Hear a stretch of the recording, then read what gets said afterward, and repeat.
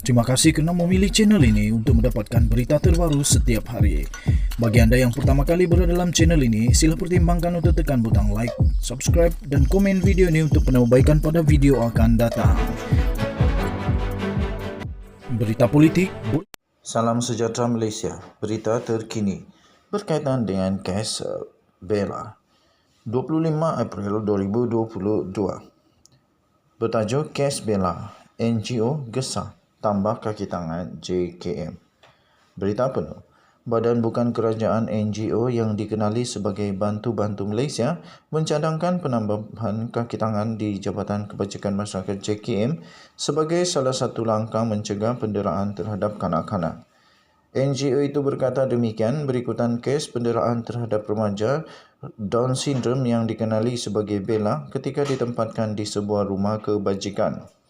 Pengasas Bantu-Bantu Malaysia, Dian Lee, berkata sebagai contoh, di bandar-bandar besar terdapat pejabat JKM yang hanya menempatkan 5 pegawai khusus yang melaksanakan tugas khidmat masyarakat dan penguatkuasaan terhadap pusat jagaan dan taman asuhan kanak-kanak Taska.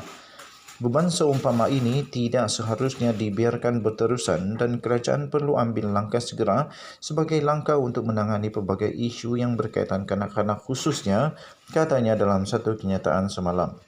Minggu lalu, Tunku Mahkota Johor, Tunku Ismail Sultan Ibrahim telah mengemukakan 3 cadangan kepada kerajaan bagi memastikan kes penderaan seperti kes Bella tidak lagi berulang.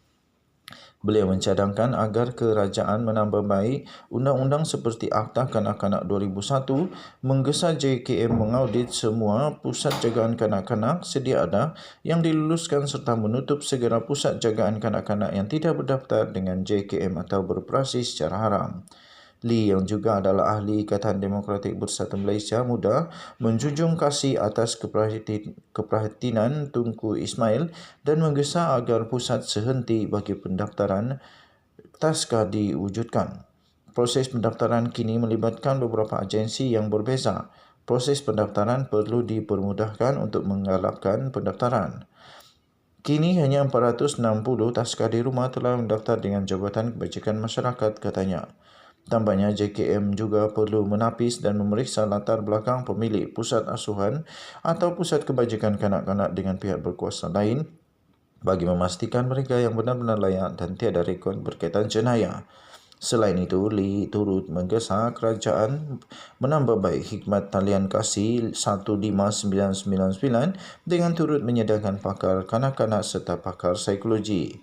Katanya, berdasarkan laporan pada 2020, terdapat 25 kaki tangan sahaja mengendalikan talian khusus tersebut. Manakala bagi tahun 2020, iaitu bulan Januari sehingga 26 November 2020, talian berkenaan menerima hampir 90,000 panggilan atau purata 272 panggilan sehari.